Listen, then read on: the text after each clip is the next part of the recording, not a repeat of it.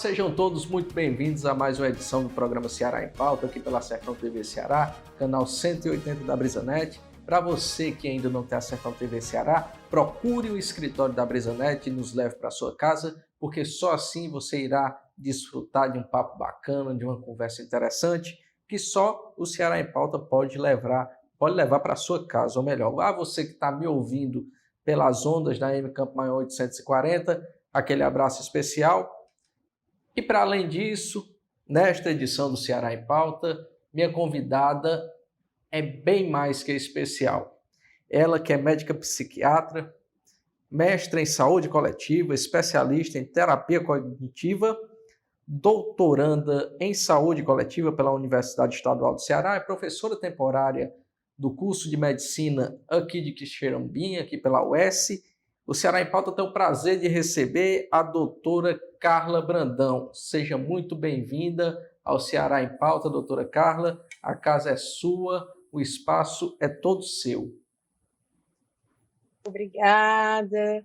Olá a todos. Gostaria de agradecer ao convite, em participar deste momento. Espero que seja uma conversa bastante construtiva, produtiva.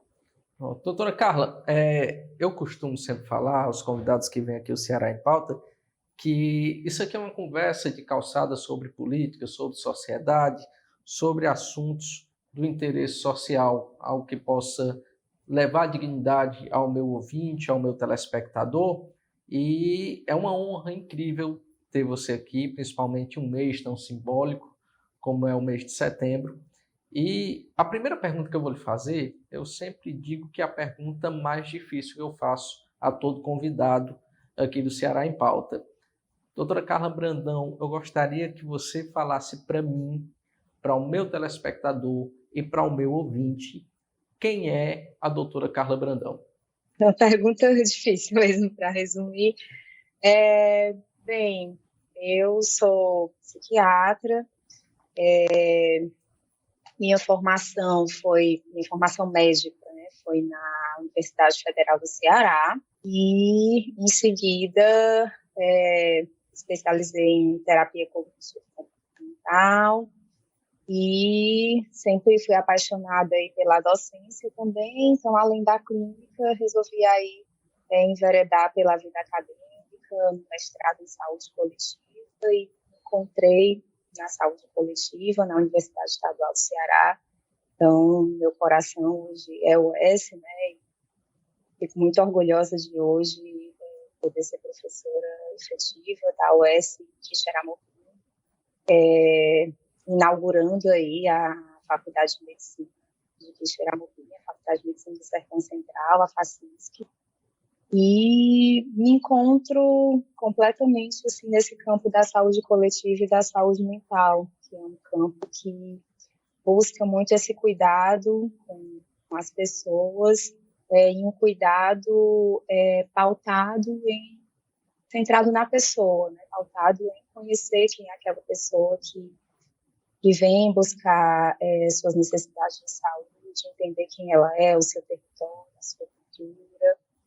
E sou muito apaixonada pelo que eu faço, tanto na clínica como também na docência. Doutora Carla, como se dá a atuação da função do psiquiatra, propriamente dito, nesse campo de atuação da terapia cognitiva? A terapia cognitivo-comportamental, ela é uma das abordagens de psicoterapia. Tá? Então, as psicoterapias, elas são exercidas, podem ser exercidas tanto pelos psicólogos, né? Então, assim, sempre me perguntam muito a diferença da psicologia e a psiquiatria. Então, a psiquiatria é uma especialidade médica, né? Então, você se forma em medicina e faz como subespecialidade a psiquiatria.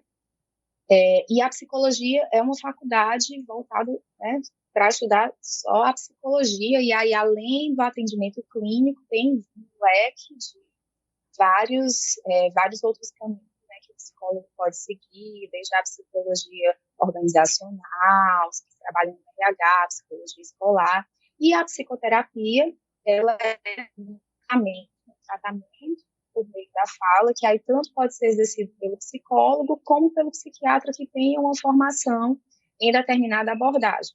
Então, quando a gente fala em terapia, psicoterapia, a gente está falando assim, de um leque de diversas possíveis abordagens que englobam as de linha psicanalítica, terapia cognitivo-comportamental, gestalterapia. Então, são vários tipos possíveis de abordagem de psicoterapia. E a terapia cognitivo-comportamental é um tipo de psicoterapia que vai trabalhar baseado aí na compreensão de que o que se passa pela nossa cabeça, os nossos pensamentos, eles influenciam a maneira como a gente se sente e a maneira como a gente se comporta. Então, a terapia cognitivo-comportamental é um tipo de psicoterapia que, por meio, né, da fala, né, como toda psicoterapia, vai abordar e fazer com que a pessoa entenda como se formaram ao longo da sua vida e suas crenças, os seus pensamentos sobre si mesmo, sobre o mundo, como eles podem contribuir ou não para a maneira como ela vai lidar com os problemas do dia a dia, se ela vai lidar de maneira funcional ou disfuncional, e a partir daí vai fazendo com que esse indivíduo possa ter uma maior qualidade de vida e também possa ajudar a tratar alguns problemas de saúde mental, que a psicoterapia ela não é indicada somente como tratamento. A gente indica, muitas vezes a pessoa passa por um quadro de depressão, de ansiedade, é sempre importante que ela faça uma psicoterapia, mas também pessoas que não têm problemas de saúde mental se beneficiam muito da psicoterapia para o autoconhecimento, para lidar melhor com as pessoas e até para prevenir adoecimento também. Doutora, a senhora mencionou a respeito dessa qualidade da psicoterapia de ser algo que pode ser genérico, que todas as pessoas podem e devem talvez buscar esse tipo de tratamento, esse tipo de autoconhecimento. Agora, a grande questão e eu queria saber da senhora como lidar hoje com um tabu tão extenso, tão, na verdade, extremo em relação a buscar ajuda, porque naturalmente o ser humano, na sua construção, no seu egocentrismo, não gosta de ser ajudado e não gosta de pedir ajuda. E quando se dá um nível extremo, muitas vezes essas pessoas vão para um caminho, pode-se dizer assim, extremo, que leva as pessoas muitas vezes a tirarem a própria vida por não buscarem ajuda. Quando a pessoa deve de fato buscar ajuda, entender, na verdade a pergunta é como as pessoas devem entender que precisam de ajuda. Primeiro ponto para a gente destacar, essa sua pergunta é extremamente pertinente, e o primeiro ponto que a gente precisa destacar é que muitas vezes as pessoas deixam de buscar ajuda, não porque elas não querem, mas às vezes porque elas desconhecem que o que elas têm pode ser, por exemplo, algo relacionado a uma ansiedade, a uma depressão, e elas nem sabem como buscar essa ajuda. E o outro ponto está relacionado a algo que eu acredito que seja o principal problema de saúde mental que a gente enfrenta, que é o estigma e o preconceito. Porque às vezes até a pessoa se sente nervosa, ansiosa, não consegue dormir direito, se sente sobrecarregada, mas tem uma extrema aversão quando se fala em, poxa, vamos procurar um psicólogo, vamos procurar aí ajuda, porque tem muito preconceito, porque acha que para lidar com questões relacionadas à saúde mental, basta ter força de vontade, ou basta ter fé, ou é algo que tem a ver com a sua própria motivação, e não é isso. Então, assim, acho que uma das barreiras que a gente tem que vencer, eu acredito que esse programa, por exemplo, é uma maneira da gente já estar tentando vencer essa barreira, levar à população, de fato, o conhecimento de o que são esses problemas de saúde mental, fazer com que as pessoas compreendam que são problemas de saúde, como qualquer problema de saúde, que há um tratamento, e mostrar a essas pessoas onde buscar esse tratamento. Eu penso que talvez essas sejam as maiores barreiras, o desconhecimento e especialmente o estigma e o preconceito que ainda existe muito, tanto em relação às pessoas que sofrem com problemas de saúde mental, como em relação também até aos serviços e aos próprios profissionais de saúde, né? Porque é aquela coisa, eu não vou buscar um psicólogo, não vou buscar um psiquiatra porque eu não sou doida, e às vezes acredito que até o próprio profissional, né, também tem algum problema. Então, existe um preconceito aí generalizado, né, com a pessoa que sofre, com o profissional que trata, com os tratamentos, né. Então, assim, não vou tomar determinado remédio porque vai viciar, porque vai me deixar dopado. Então, a gente escuta preconceitos em todos esses aspectos. Então, acredito que essas são as principais barreiras.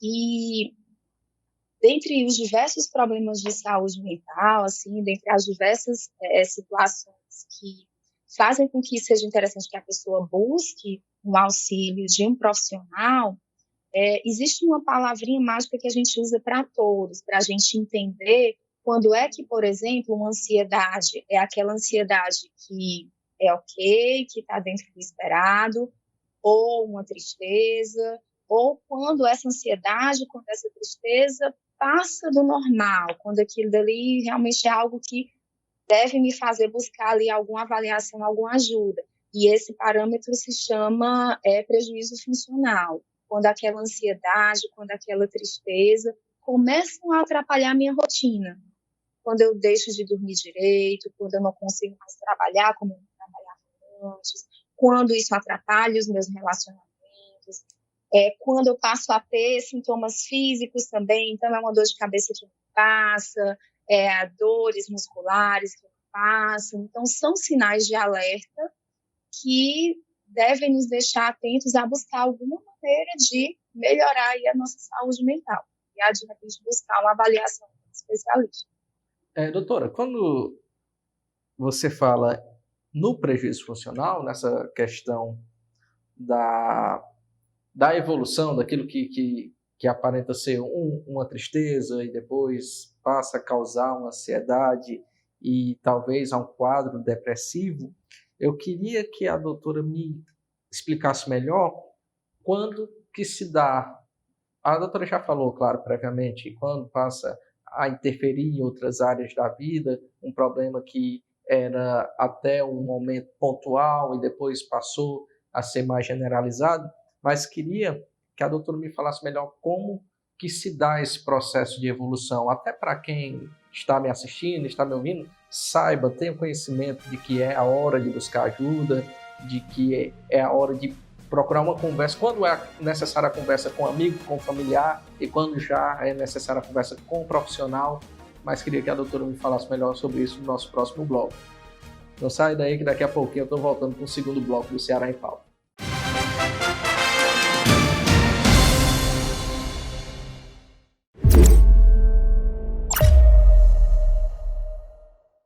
Olá pessoal, tudo bem com vocês? Eu sou o Listênio Alves e estou com você no Ponto de Vista. Segunda a sexta-feira a partir das 11 horas da manhã. Muita informação, prestação de serviço na sua melhor companhia da hora do almoço. Nosso encontro marcado de segunda a sexta às 11 da manhã. Espero você! Sertão TV, a nossa TV, sempre perto de você. Fala galera, somos Braz Adoração, estamos ligadinhos na Sertão TV, feita pra você. Sertão TV, feita para você. Se seu download tá nessa velocidade, tá na hora de mudar, né? Bota fibra, vem pra BrisaNet. Assine 200 e leve 600 mega com Globoplay. BrisaNet. Olá, lhe apresento o Sr. José. Ele assumiu a empresa da família no ramo de mercearia e, assim como seu avô e seu pai, se acostumou a fazer quase tudo sozinho e perdeu o controle. Mas ele não tinha tempo de criar novas ideias para expandir seu negócio e controlar o dinheiro. Foi aí que o Sr. Tito apresentou a assessoria que estava recebendo de seu escritório de contabilidade, a Sisticom. Tito disse que a Sisticom descobriu uma forma para diminuir sua carga tributária. Agora ele estava pagando menos impostos e tudo dentro da lei, além de controlar gastos e contas. Então José procurou logo a Sisticom e fechou seu contrato. Agora ele tem mais tempo para estar com a família e buscar novas ideias para o seu negócio. Faça como José. Vem para a Sisticom, conheça nossos planos e tenha a melhor assessoria da região.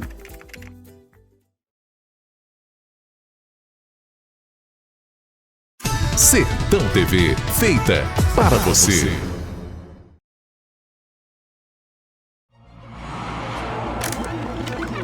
O que faz você confiar em um portal de informação?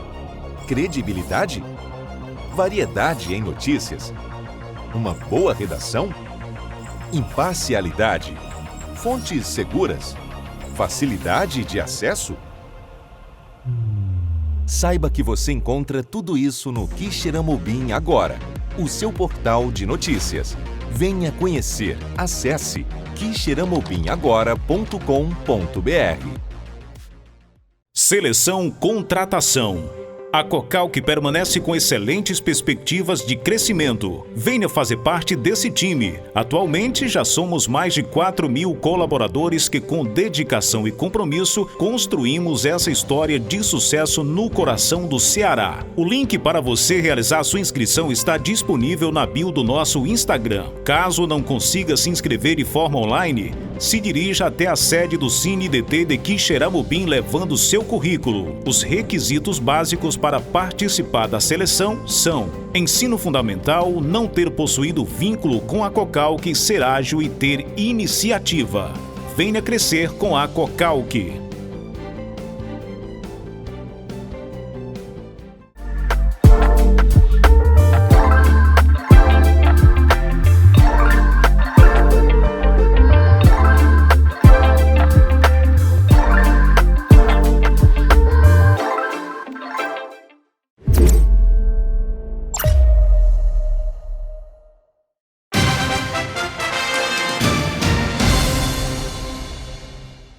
Estamos de volta com o segundo bloco do programa Ceará em Pauta, aqui pela Sertão TV Ceará, canal 180 da BrisaNet.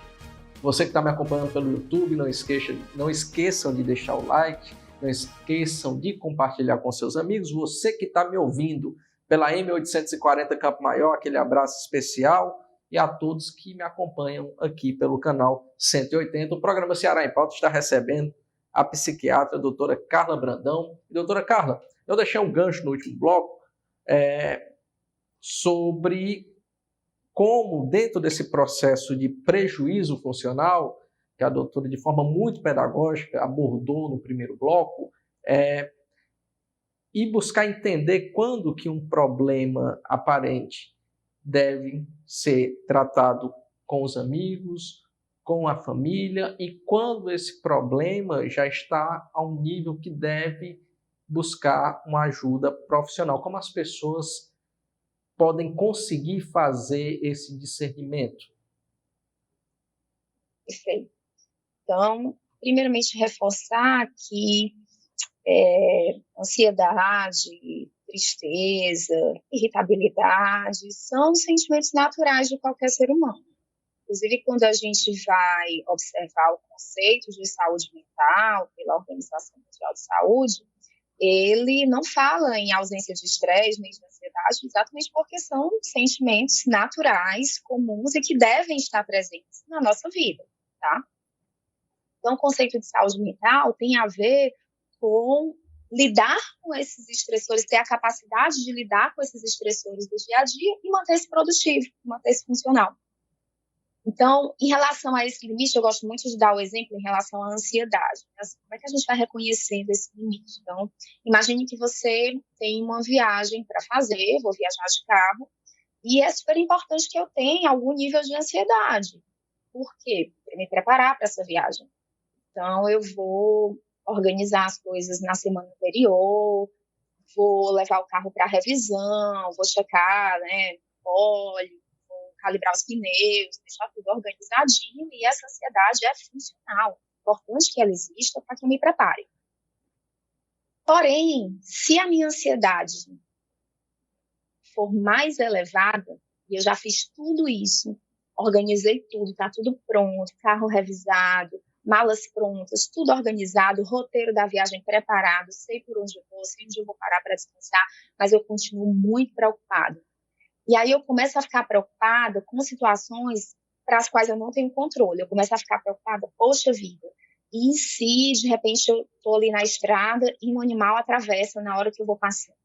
E se de repente eu estou ali na estrada e vem um motorista e vai fazer uma ultrapassagem irregular e vai bater no meu carro, e eu começo a me levar por essas preocupações, e isso fica martelando o tempo todo na minha cabeça, de modo que no dia anterior à viagem eu nem durmo direito à noite. E então eu passei uma noite mal dormida e no dia seguinte eu vou dirigir.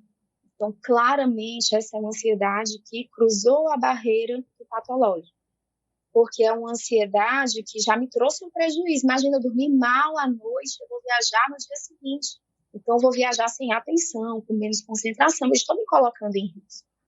Então, a partir do momento que essa ansiedade passa a ser uma ansiedade, passa a ser uma preocupação com situações sobre as quais eu não tenho controle, e eu passo a catastrofizar, eu passo a pensar que as coisas vão dar errado, e a me preocupar com isso me tira o sono, isso me traz sintomas físicos, essa ansiedade cruzou a barreira do patológico.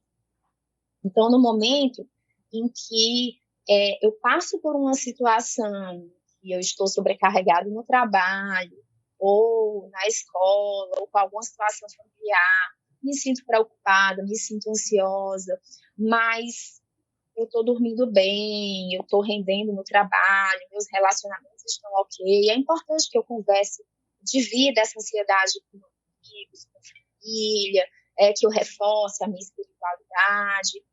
Porém, se eu mesmo fazendo tudo isso, percebo que essa ansiedade persiste, e ela me tira o sono, e os pensamentos vão lá martelando na minha cabeça o tempo todo, por mais que eu converse, por mais que eu busque as atividades que eu gostava de fazer antes, isso não resolve, às vezes eu até perco a vontade de fazer as coisas que eu gostava de fazer. Esses são sinais de alerta para que eu busque um apoio, tá? Para que eu busque, de fato, um profissional de saúde que possa ali me indicar um tratamento para essa ansiedade que passou do normal. E aí esse tratamento, é importante a gente entender que não necessariamente é um tratamento com medicação. A abordagem inicial do tratamento dos problemas de saúde mental é a abordagem que a gente chama psicossocial. Então, é exatamente reforçar a rede de apoio social, reforçar, né, se a pessoa tiver, reforçar mesmo espiritualidade, trabalhar a questão da atividade física, da alimentação, um apoio psicoterápico, e, para os casos que necessitam, associa-se à medicação. Doutora, a senhora tocou num ponto bem interessante que me despertou uma reflexão muito profunda a respeito dessa questão da ansiedade. E a palavra foi controle. Situações da qual nós não temos controle e, mesmo assim, nós nos preocupamos porque nós criamos sempre o pior cenário possível para uma situação que talvez seja impossível de acontecer. E eu tiro isso por algumas experiências. Eu já fui professor em cursinho preparatório para o Enem e via muito isso nos alunos. Às vezes o potencial era gigantesco, mas ele não conseguia estudar nem manter o foco porque ele se autossabotava com um perigo, com a fantasia de um perigo real iminente, de algo que não poderia acontecer. E isso atrapalhava nas outras áreas da vida. A pessoa não conseguia se relacionar, a pessoa não conseguia ficar um tempo em paz, até com os pais, porque estava com instabilidade mental extrema. E muito do que se vê hoje, por exemplo, a gente teve aí um caso bem recente de um término de relacionamento com casais que não têm nenhuma interação com a vida das pessoas em geral. Porém, eu estava acompanhando o TikTok, vendo alguns vídeos, e eu via ali alguns casos de pessoas que estavam zangadas com o namorado por causa de algo que aconteceu que não foi no relacionamento delas, porque fantasiam aquele perigo no próprio relacionamento. E isso eu já acho que, embora ali soe como uma piada, mas já é algo catastrófico. É você criar um cenário de catástrofe dentro desse espaço. E a pessoa ansiosa dentro do relacionamento é algo muito complicado. Você se relacionar com um ansioso é algo muito complicado e às vezes torna outra pessoa, se não tiver muita compreensão e amadurecimento, também uma pessoa ansiosa. E dentro desse prisma de relacionamentos, como lidar, doutora, com esse cenário de catástrofe, com esse cenário de ansiedade e como não tornar isso banal? Porque muitas vezes as redes sociais tornam esse cenário de ansiedade, de cenário catastrófico, algo banal que leva um cenário geral de relacionamentos falidos. É bem interessante o que você falou. Hoje mesmo, eu conversando com um paciente mais cedo e ela me relatou exatamente isso. Olha, eu estava vendo lá a entrevista e todo mundo assistindo de maneira tranquila e de repente eu fui aqui, levantei, me irritei profundamente, né? Mas por quê? Porque muitas vezes aquela situação, que é uma situação de alguém famoso e tudo, ela toca a pessoa ali no seu calcanhar de Aquiles, né? Todos nós temos o nosso calcanhar de Aquiles. Então, às vezes, são situações pelas quais eu já passei. E aí, por isso, me tocam de uma maneira diferente. E aí, é um ponto importante que você perguntou, poxa, como é que eu não banalizo isso, essas reações, essa catastrofização? Exercendo algo que muitas vezes não é tão natural para o ser humano e que é algo que é importante que a gente possa exercer, que é a empatia, que é o se colocar no lugar do outro. Porque embora eu perceba que aquela é uma preocupação claramente exagerada, embora eu perceba que, poxa, não adianta você ficar aí sem dormir, com medo de que na sua viagem um carro vai fazer uma ultrapassagem perigosa perto de você. Não adianta, não faz sentido. Mas para aquela pessoa que tem uma ansiedade, de fato, uma ansiedade patológica, transtornos de ansiedade, aquilo ali está fora do controle dela. Então é importantíssimo entender isso. Porque às vezes existe essa ideia de que, poxa, basta você controlar a sua ansiedade. Tente controlar a sua ansiedade. Tente pensar racionalmente. Era muito fácil se a pessoa conseguisse fazer isso espontaneamente, mas não, está fora do controle dela.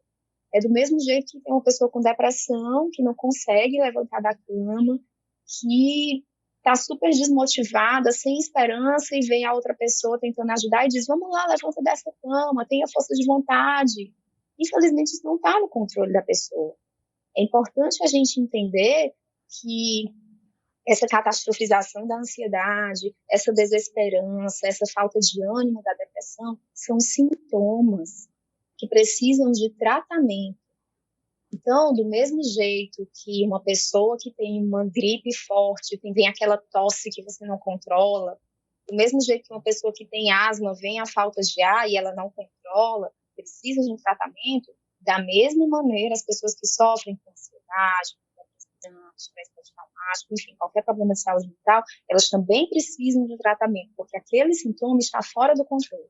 Qual é a grande dificuldade em relação aos problemas de saúde mental?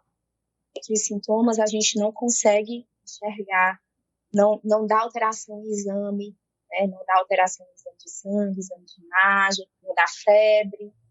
Então, é mais difícil das pessoas entenderem. Mas, por exemplo, hoje a gente sabe que depressão, transtorno bipolar são doenças inflamatórias também. Então, o corpo da pessoa está inflamado como se ela tivesse com uma febre. Não é à toa que ela não tem forças para se levantar. Então, não é uma questão de força de vontade ou de falta de fé. E aí a importância de não banalizar isso, a importância de ter essa empatia de tentar se colocar, entender que é um sintoma, que ela precisa de tratamento, de se colocar no lugar dessa pessoa, tentando entender que para ela, aquela é uma situação que traz muito sofrimento. Porque a gente, é natural do ser humano, sempre julgar o outro por si, né? Então, quando eu estou escutando um problema seu, eu já fico pensando assim, imaginando como é que eu resolveria esse problema. Só que você é uma pessoa e eu sou outra.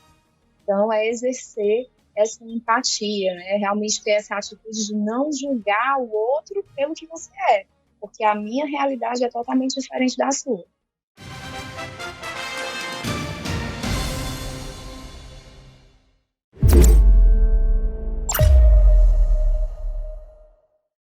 Toda quinta-feira, a partir das 9h30 da noite, você confere matérias especiais, curiosidades e temas importantes dos principais programas da Sertão TV no Espaço Livre. Um conteúdo diversificado de produção própria do canal 180. Não perca! Sertão TV, a nossa TV, sempre perto de você. Fala, minha gente, olá, tudo bem com vocês? Eu sou o Jadson Cavalcante, humorista de tela, e estou aqui também na programação da Sertão TV, uma TV que é nossa. Valeu! Sertão TV, feita para você. Sistema Maior de Comunicação, orgulho de ser do Ceará. A Sertão TV é para todos. Queremos ficar mais próximos de você, mostrar novidades, te divertir e emocionar. Por isso, temos o YouTube, onde fica boa parte do nosso conteúdo. Para acessar, é bem fácil. Entra na plataforma e procura pela Sertão TV na barra de pesquisa. Encontrou? Clique no botão de se inscrever, em vermelho, e ative o sininho para ser avisado quando postarmos qualquer conteúdo. Pronto! Agora você acompanha a gente ainda mais de perto. É luz, é calor que vem do coração. Cuidar de cada cearense, essa é nossa missão. O povo que vive aqui confia no trabalho pra avançar, pra cantar alto e dizer: eu tenho orgulho do Ceará. A gente cuida pra avançar, esse é o Ceará. Abraça nossa gente, isso é muito Ceará. Acolher, desenvolver, renovar e trabalhar. A gente cuida pra avançar, esse é o Ceará. Abraça nossa gente, isso é muito Ceará. Governo do Estado. Cuidar das pessoas, avançar o Ceará.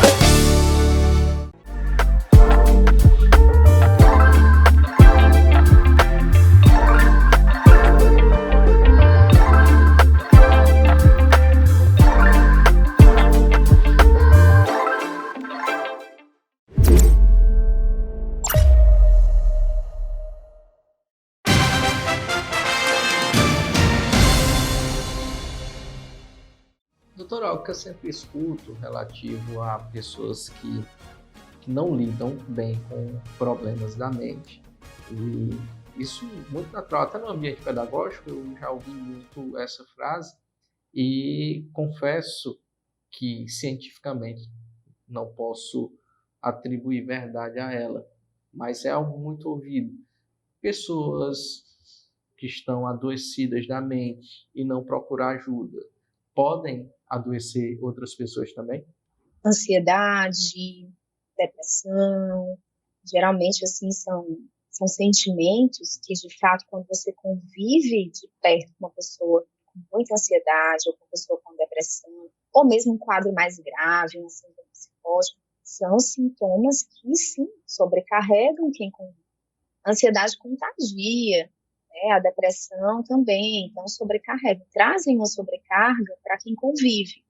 Então esse adoecimento no sentido de trazer uma sobrecarga, porque a pessoa vai estar ali lidando e aí essa sobrecarga acaba estando muito relacionada ao fato de a pessoa não saber com o que é que ela está lidando. Ela não sabe por que aquela pessoa mudou o comportamento, ela não sabe por que aquela pessoa mudou a personalidade dela, deixou de fazer as coisas que gostava, ou de repente passou a ser uma pessoa super irritada, passou muitas vezes até a maltratar a pessoa que convive com ela. Então, acaba trazendo, sim, uma sobrecarga e um adoecimento por conta disso.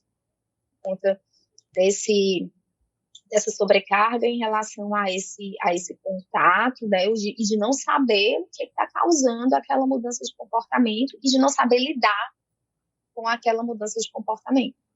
E aí volta a grande importância da gente trabalhar educação em saúde mental, psicoeducação, para que as pessoas possam entender que, às vezes, aquela mudança de comportamento, aquele isolamento, aquela irritabilidade pode ser um quadro de depressão e que aquilo ali tem tratamento. Doutor, e qual hoje é o maior problema em relação à rede de apoio dessas pessoas, na sua visão? Quando eu falo em rede de apoio social, maior problema, a maior barreira ainda é o estigma e o desconhecimento. Exatamente porque muitas pessoas passam por um adoecimento mental, desenvolvem ali um quadro de ansiedade, de depressão, e não compreendem que aquilo ali é um problema de saúde. Então, muitas vezes elas, como eu falei, mudam o comportamento, têm prejuízo funcional, e as pessoas que convivem com ela também não sabem o que está se passando, e às vezes têm comportamentos que fazem com que o outro piore. Então, quando eu falo em rede de apoio social, amigos, família, o principal problema ainda é estigma, preconceito e falta de conhecimento. E aí, quando a gente fala em rede de apoio no sentido de acesso ao tratamento, nós também temos aí algumas barreiras relacionadas a esse acesso ao tratamento, especialmente porque na rede de atenção psicossocial, a nossa porta de entrada, ela deve ser a atenção básica, né? Então, lá o postinho de saúde, a pessoa que está sofrendo com quadros de ansiedade, de depressão, é a porta inicial, e muitas vezes esses quadros ainda passam despercebidos pelas equipes da atenção básica. Doutora, em relação ao acesso propriamente dito por meio das vias públicas, diga uma coisa. É claro, nós temos o mês de setembro, que é um mês lúdico ao combate ao suicídio. Mas, eu não falei isso, mas isso é uma opinião minha. Eu não falo isso só em relação ao mês de setembro. Eu falo isso em relação ao agosto lilás, quando trata de violência doméstica. Janeiro também, tem o janeiro branco. Se criaram cores para atribuir alguma espécie de simbolismo a uma campanha. E, às vezes, eu falo isso sobre a rede de acesso em questão de acessibilidade ao tratamento, né? Quando o Estado vem condicionar o tratamento, é claro. E quando se criam esses meses lúdicos, muito embora seja algo muito louvável e há também uma comoção e uma atenção maior nesse período, é algo que também, por outro lado, mostra uma insuficiência do Estado e não dá atenção nos outros períodos do ano. Mas isso, é claro, isso é uma opinião minha. Tipo, você tem toda uma rede voltada em um mês, há toda uma comoção geral. Há pessoas que sofrem disso, e eu já ouvi relatos de que não gostam desse mês porque tratam esse mês até como uma espécie de hipocrisia, pode-se dizer assim. E dentro desse prisma, como o Estado poderia ser mais efetivo nesse tratamento?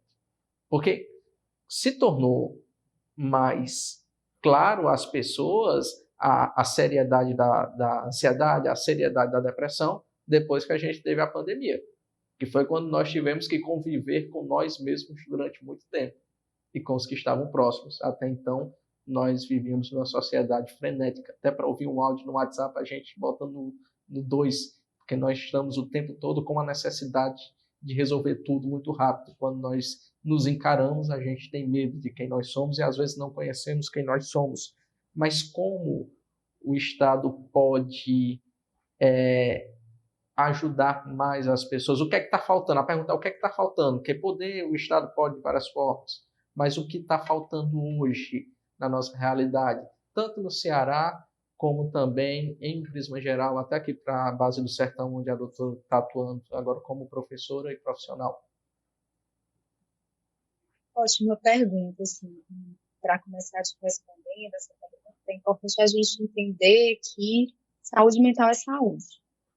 Então, assim, para a gente promover saúde mental e poder possibilitar um melhor acesso também ao tratamento, a gente precisa também promover saúde. E saúde não está restrito a pensar em equipamentos de saúde. Então, para promover saúde, é importante que eu tenha condições mínimas de saneamento básico, é importante que eu tenha condições boas de educação, é importante que eu tenha segurança alimentar. Então, essas são as condições básicas para a saúde no geral e também para a saúde mental. Quando a gente fala em promoção, é importante que a gente tenha espaços públicos que possam promover o exercício de atividade física, porque a atividade física é importantíssima, é essencial para a saúde e para a saúde mental. É importante que a gente possa ter atividades voltadas para a educação em saúde, para que a população entenda como cuidar da sua saúde e para que possa, dentro das suas possibilidades, da sua cultura, também ter comportamentos que possam favorecer a uma melhor saúde física e mental. E quando a gente passa aí já para tratamento, né, que eu falo de promoção de saúde, que é evitar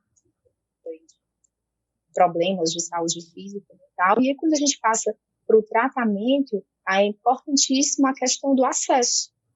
Às vezes a pessoa até reconhece que, poxa, está passando por uma situação estressante, aquilo dali é uma ansiedade que já passou do normal, e aí se pergunta, poxa, onde eu devo buscar esse tratamento para essa ansiedade que eu acho que passa do normal?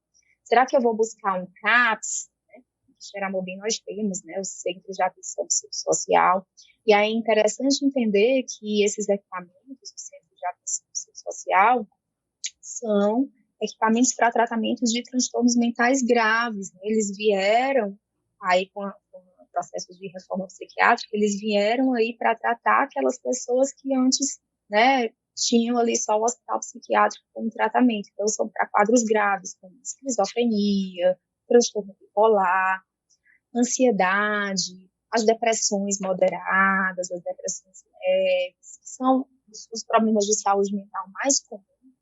Eles devem ser absorvidos e tratados na atenção básica. Então, eu vou buscar o posto de saúde. Aí, às vezes, a pessoa está com quadros de ansiedade, percebe que é uma ansiedade que passa do normal, já está sem dormir, tem perdido peso, está muito irritado, não consegue se concentrar, já está com dificuldades no trabalho, e aí vai buscar o CAPS, e aí entra ali numa fila de espera, não consegue o atendimento, mas na verdade aquele não era o local adequado. O local adequado, a porta de entrada é a atenção básica, o posto de saúde, para que ele possa fazer ali esse tratamento por quadro de ansiedade, e entendendo que o tratamento, ele não vai simplesmente ser tomar uma medicação, o tratamento vai ser reforçar a sua rede de apoio social, vai ser orientação sobre como melhorar ali sua atividade física, participar de alguma terapia de grupo, algum grupo de artesanato, enfim, vai depender do contexto de cada pessoa, e além disso, né, em alguns casos vai ser feito também com o uso de medicações, que também podem ser prescritas aí na própria atenção básica. Então, o grande desafio para o tratamento, para melhorar essa acessibilidade, é o fortalecimento dessa rede de apoio psicossocial, que tem aí como portas de entrada tanto a atenção básica, e aí na atenção básica ficam esses casos mais leves, mas de repente chegou pela atenção básica um quadro de esquizofrenia, uma psicose, vai encaminhar para o centro de atenção psicossocial, e também as emergências e as urgências, as UPAs, os hospitais de emergência, que muitas vezes a pessoa tem um transtorno de pânico, que é um quadro em que a pessoa tem uma crise de ansiedade, o coração acelera, tem falta de ar, ela acha que vai morrer, ela vai para o hospital, ela vai para a emergência do hospital. Também são portas de entrada importantes, nas quais é importante que os profissionais possam estar capacitados a fazer também essas orientações e os encaminhamentos corretos. Então, fortalecer essa rede, fortalecer a capacidade, especialmente dessas portas de entrada, atenção básica e serviços de emergência, em prestar um melhor atendimento para essas pessoas que sofrem com problemas de saúde mental. Doutora, quando você fala sobre essa busca de atendimento, hoje um dos maiores problemas que eu consigo evidenciar a respeito da busca por esse tratamento, quando realmente precisa de ajuda, muitas vezes está limitado a uma questão de, para além do autoconhecimento propriamente dito, uma questão de instrução, uma questão pedagógica. O que eu vejo, o que é muito notável. Se você quer estudar, você quer manter o foco, você dá um jeito de conseguir Ritalina. Se tornou algo comum com concurseiros, mas não com prescrição médica. De alguma forma conseguem esse medicamento. Se você quer dormir, se você não consegue dormir, você vai buscar o Zolpidem. Não com prescrição médica. De alguma forma você consegue aquele medicamento. E eu queria que a doutora fizesse uma explanação justamente sobre os riscos dessa automedicação, por não buscar o tratamento específico, e como combater esse vício. Já está se tornando algo banalizado. As pessoas já buscam medicações medicações que têm que ser prescritas pelo psiquiatra, mas conseguem de uma forma clandestina, consomem e tratam isso como se fosse algo normal. Inclusive expõem em redes sociais. Eu vi um vídeo que tomei Ritalina, me tornei uma máquina de estudos. E isso é muito grave. Queria que a doutora fizesse uma explanação nesse sentido sobre esse problema hoje muito evidente, que é a automedicação com remédio de tarja preta. Perfeito. Muito grave e, assim, infelizmente, muito comum ultimamente, né? Assim, tanto no sentido de medicalização, né? Que é você atribuir algo médico ao que não é médico, né? Então, assim, não é para ser de natureza médica, né? Muitas das pessoas não têm problema de saúde mental. Ela simplesmente quer melhorar o seu rendimento acadêmico. Ou ela não tem uma insônia propriamente dita, mas ela quer trabalhar até meia-noite, desligar o botãozinho e dormir para no outro dia acordar às 5h30, 6 da manhã e ser super produtivo no dia seguinte. Então, acaba se automedicando como um artifício de ser mais produtivo. Isso fala muito sobre a nossa sociedade, né? É uma sociedade que está muito centrada aí nessa questão da produtividade, muito narcisista, né? Assim, cada um olhando para si, buscando ali desenfreadamente essa produção e produzindo para consumir para aparecer, né? Então, gera todo esse ciclo de adoecimento. E essa automedicação tem muitos riscos, porque ao invés de a pessoa, qual é a maneira mais saudável da pessoa, poxa, melhorar a atenção, melhorar a concentração, estar se preparando para um concurso, para o vestibular. A melhor maneira é você dormir bem, é você se exercitar. Dormir bem, se exercitar, vai fazer com que você melhore muito sua atenção, sua concentração, sua memória. E aí, muitas vezes, o que acontece quando a pessoa vai lá e toma Ritalina por conta própria é que ela acaba usando a Ritalina também como uma maneira de dormir menos, né? Então, Ritalina à noite também, porque aí eu estudo durante mais horas no meu dia. E isso é um grande engano, porque se ela estudar mais horas durante o dia, por mais que ela diga, poxa, eu estou estudando focado, mas se ela não dormir adequadamente à noite, ela não vai conseguir fixar essa memória. Aí, muitas vezes, eles associam, né? Você já deve ter visto isso. Toma Ritalina durante o dia para estudar, e aí toma Zolpidem para conseguir dormir, porque por conta da Ritalina, a pessoa teve insônia, porque a Ritalina pode causar insônia. E aí, além disso, além de causar insônia, a pessoa já se automedica com outro medicamento para dormir. Além disso, ela acaba tendo uma qualidade pior de sono, ela acaba não fixando bem a memória e se colocando em risco de desenvolver transtornos de ansiedade, especialmente, porque a Ritalina é um psicoestimulante muito bem indicado, é um tratamento de primeira linha para quem tem transtornos de déficit de atenção e hiperatividade, que é o famoso TDAH. Então, para quem tem TDAH, a Ritalina é um tratamento e é indicado, melhora o funcionamento dessa pessoa. Mas para quem não tem TDAH e está utilizando ali a Ritalina para melhorar a sua performance, essa pessoa tem risco de desenvolver um transtorno de ansiedade, ataques de pânico, insônia, além de não haver uma melhora tão expressiva dessa performance. Então, tem estudos, esse uso de psicoestimulantes a melhorar a performance por pessoas que não têm TDAH, isso começou há muitos anos lá no Vale do Silício. com esse pessoal da TI e tudo. Então, de lá para cá já tem estudos medindo, poxa, será que realmente pessoas que não têm TDAH se beneficiam do uso da cafeína? E o que os estudos mostram é que não. Na verdade, não há um benefício expressivo de melhoras de cognição, de atenção e de concentração. Pelo contrário, algumas pessoas acabam piorando porque desenvolvem ansiedade. Então, tem muitos malefícios. E sobre o Zolpidem para dormir, nem se fala, porque é uma medicação que causa dependência.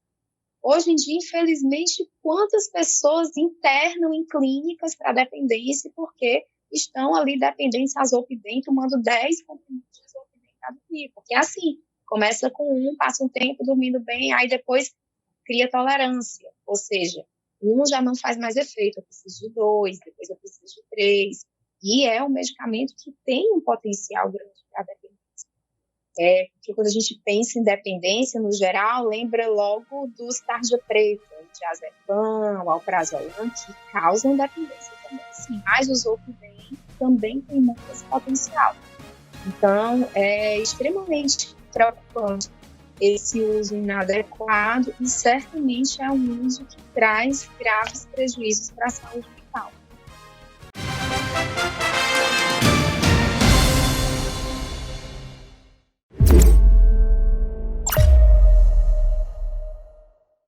Mais uma super produção para você matar a saudade na telinha da Sertão TV. Darren Steffens é um jovem executivo de uma agência publicitária que, quando sai em lua de mel com sua esposa, Samantha Steffens, descobre seu segredo. Ela é uma feiticeira com poderes mágicos. A Feiticeira. Uma série de sucesso que conquistou o mundo. Agora disponível para você no canal 180 da BrisaNet HD TV. Sábado, às 14h30. Sertão TV, a nossa TV, sempre perto de você. Olá, minha gente, eu me chamo David Simplício, estou na Sertão TV, o canal que valoriza a cultura do Nordeste. Sertão TV, feita para você. Sertão TV, feita para você. Esta é a Canudos FM 106,7, emissora pertencente à Fundação Canudos, integrante do Sistema Maior de Comunicação. Canudos FM, a que fica. O que é ter saúde para você? Para mim, ter saúde é viver com qualidade, assim como se vive na minha cidade. Ter saúde é viver no interior e em pequenas coisas reconhecer valor. Todo mundo tem dentro de si um lar. Corpo é casa, que temos que cuidar. Unimed Ceará. Cuidar bem é cuidar do nosso interior.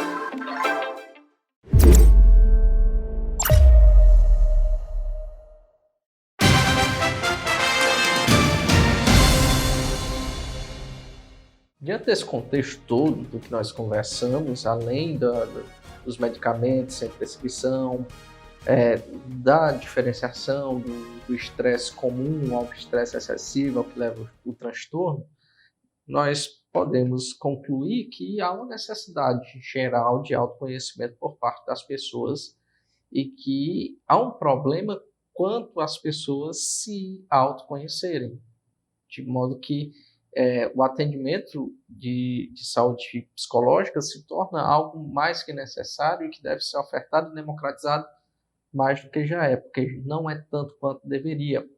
Nós não temos tantas escolas equipadas com psicólogos, nós não temos tantos centros de saúde com psiquiatras, com atendimento de psiquiatra. Então, há um processo de evolução por parte do governo.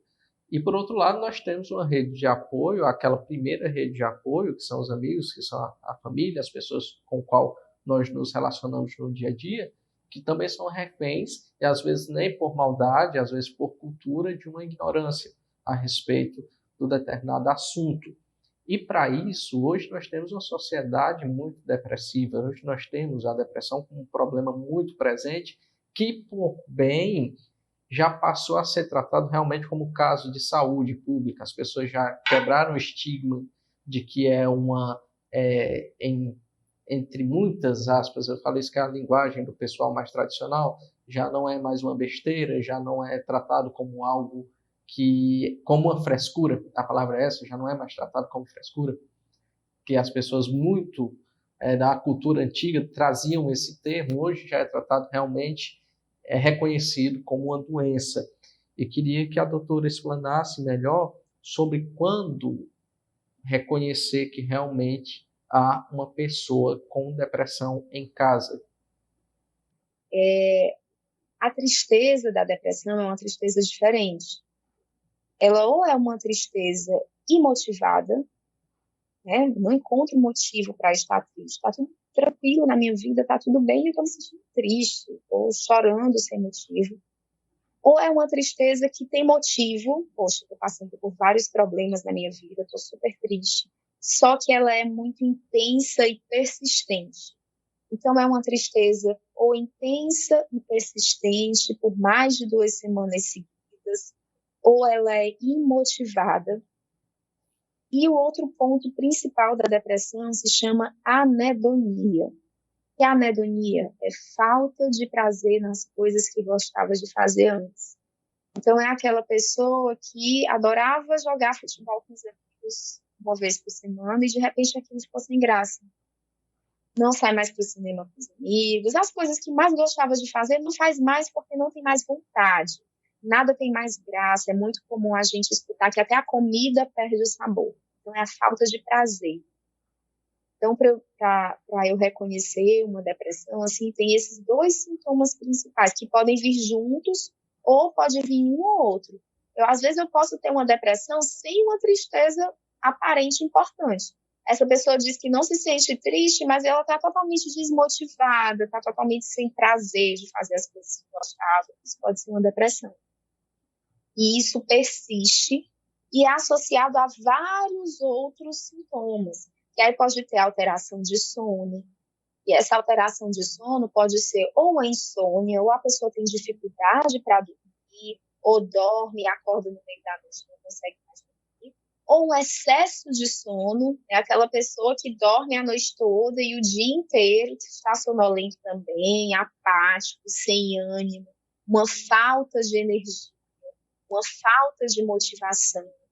Também pode vir com alterações do apetite, ou ela tem um apetite muito aumentado, às vezes até quadros de compulsão alimentar, ou ela tem uma redução extrema do apetite, chega a perder vários quilos. Também associado aí à dificuldade de atenção, dificuldade de concentração. A cabeça da pessoa muda, a maneira de enxergar o mundo, ela passa a ser aquela pessoa pessimista, que acha que tudo vai dar errado, que só consegue enxergar o lado negativo das situações, que só consegue lembrar das coisas ruins que passou. Muitas vezes ela passa a ter desesperança, ela não tem esperança no futuro. Ela acredita que nada vai dar certo. E tudo isso junto acaba trazendo prejuízo funcional. Então, ela muitas vezes não consegue trabalhar como trabalhava antes, tem prejuízo nos seus relacionamentos, tem prejuízo em diversos campos da sua vida. E muitas vezes essa depressão ela vem também com irritabilidade. E aí, às vezes, é aquela pessoa, seu colega de trabalho, ou seu colega de turma no colégio, que era uma pessoa super tranquila, mas aí, de repente, a pessoa passou a ficar irritado, passou a dar patada em todo mundo. E aí, geralmente, a reação natural das pessoas é se afastar. Poxa, essa pessoa, de repente, ficou chata, né? Ficou irritado, ficou chato. Muitas vezes, essa irritabilidade é um sinal inicial de depressão. E essa pessoa está precisando de amigos, né? Está precisando de pessoas que possam escutar. Só que esse comportamento acaba afastando essas pessoas, né? Então, todo esse contexto, né, está relacionado aí ao desenvolvimento de depressão. Aquela pessoa que, na maioria das vezes, ela não consegue, tem dificuldade de levantar, tem uma apatia, mas a gente sabe também que tem depressões e depressões. Então, tem muitas pessoas que passam por uma depressão que internamente estão se sentindo sobrecarregadas, que internamente estão com aquele sentimento de baixa autoestima, que tem essa desesperança, mas que acabam conseguindo colocar uma máscara. E a gente cansa de escutar no consultório, as pessoas dizem, olha, eu sou o palhaço do meu trabalho, eu sou a pessoa mais divertida do trabalho, eu sou aquela pessoa que as pessoas buscam para falar sobre seus problemas, eu consigo botar aquela máscara no trabalho, mas quando eu chego em casa eu desabo.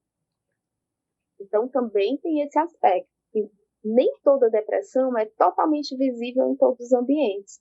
Às vezes as pessoas, por conta do preconceito, por conta do estigma, por não querer mostrar fraqueza, por ter vergonha do que está sentindo, acabam fingindo, colocando uma máscara e tentando demonstrar que estão ali numa felicidade ou numa situação de tranquilidade que, na verdade, não é real. Quando ela está ali só consigo mesma, na verdade, ela acaba estando bastante deprimida.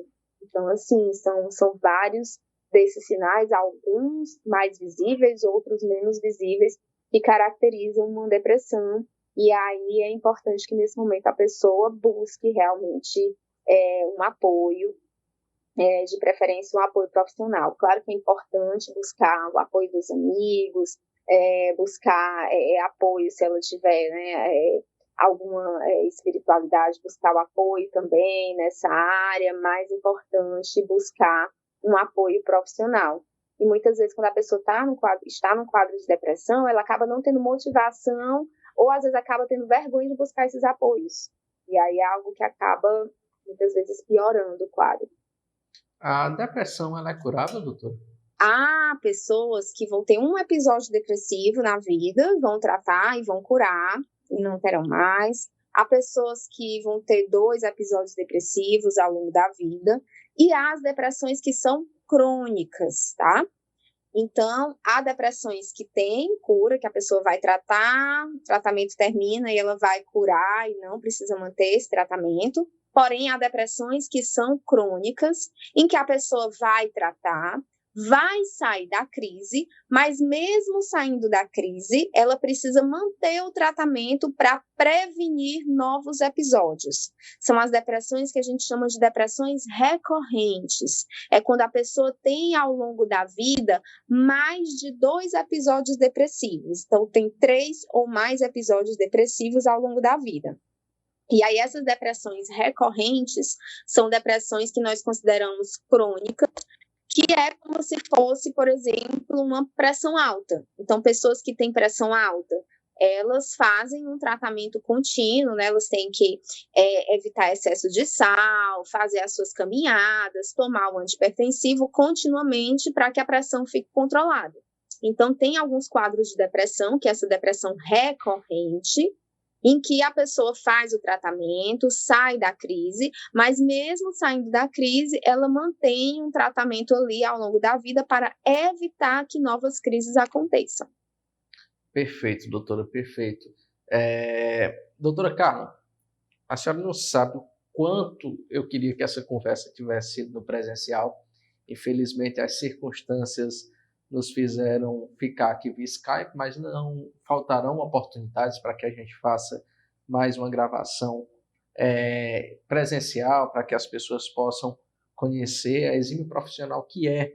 Quero lhe dizer que esse programa foi para além de uma gravação comum, foi uma aula, foi pedagógico, foi instrutivo. As pessoas, tenho certeza que o meu telespectador, que o meu ouvinte, se deleitaram com essa conversa. E eu só tenho a lhe agradecer. Deixo aqui o espaço aberto para que a doutora faça as suas considerações finais. Eu quero iniciar agradecendo ao convite. Assim, é sempre muito bom conversar sobre saúde mental. Assim, é um assunto que me é muito caro, né? Naturalmente, assim, com o que eu trabalho. E é sempre muito bom estar conversando com a população.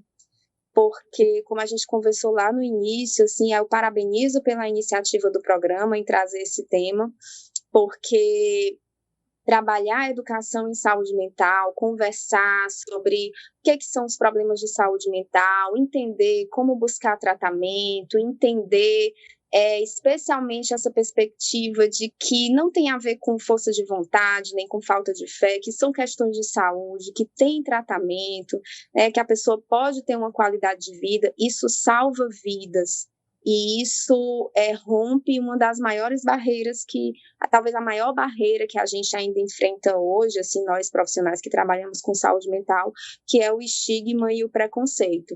Então, a mensagem que eu quero deixar é que, assim, a gente possa, cada vez mais, assim, olhar para o outro sem julgamento, tentar sair um pouco dessa nossa correria, ter atenção consigo mesmo e ter atenção com o outro, observar os sinais do seu próprio corpo, se você está se sentindo sobrecarregado, parar para pensar o que você pode fazer para melhorar aí a sua saúde mental, que momentos de lazer você pode inserir na sua vida, que atividades você pode fazer para reduzir essa sobrecarga, reconhecer os seus limites e também ter esse olhar mais sensível para o outro, porque às vezes a gente, na correria do dia a dia, está convivendo com pessoas que estão passando por algum sofrimento e que muitas vezes não sabem identificar o que está acontecendo e nem onde buscar ajuda. Perfeito. Doutora, muito obrigado pela sua presença aqui no programa, viu? Quero dizer que esse programa vai estar sempre aberto para a doutora, para a sua turma, se quiser trazer os seus alunos para fazer um debate. Essa tribuna também é sua. Certo? Esse programa, como falei no início, ele tem uma finalidade social muito importante, ele tem uma função pedagógica e ele é, para além de tudo, informativo. Então, lhe agradeço demais novamente pela sua presença no programa de hoje. A você que estava me acompanhando, agradeço por estar comigo até aqui. Esse foi mais uma edição do Ceará em Pauta. Muito obrigado pela sua companhia e até a próxima semana, se Deus quiser. Tchau, tchau e um abraço.